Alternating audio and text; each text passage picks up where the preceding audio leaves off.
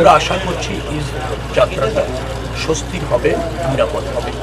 যে সমস্ত জায়গায় ব্যত্যয় ঘটার সম্ভাবনা আছে, ধরেন একটা যানজট তৈরি হয়ে যায়, দীর্ঘক্ষণ শৃঙ্খলা থাকে না রাত সড়কে যান চলাচলের জন্য, তার জন্য যে সমস্ত ব্যবস্থা নেওয়া হবে সেটা উচিত, সেগুলি ইতিমধ্যে আমরা নিয়েছি এবং ওর সাথে যারা জড়িত তাদেরকে প্রয়োজনীয় নির্দেশনা দেওয়া হয়েছে।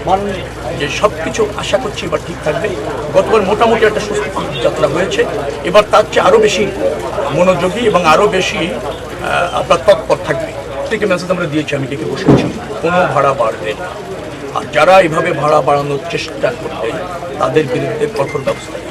এই চাঁদাবাজির সুনির্দিষ্ট তথ্য আমরা জানতে পারলে ভালো, আমরা সবসময় এটা মনিটরিং করি, যেখানে যতটুকু ব্যত্যয় পাওয়া যায় সেটা নিবৃত্ত করার চেষ্টা আমাদের থাকে এবং আমরা স্বরাষ্ট্র মন্ত্রণালয়কে সেটা পাবো ফৌজদারি অপরাধ।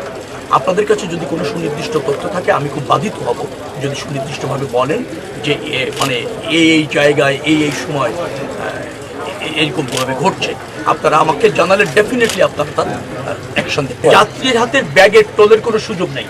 আমরা এবার যেমন সদরঘাটে এই ঈদযাত্রা উপলক্ষে যেখানে করেছি সেখানে এমনও সিদ্ধান্ত হয়েছে যে এই ধরনের কোনো অপরাধের কোনো সুযোগ নেই, আমরা সার্বক্ষণিক ওখানে মনিটরিং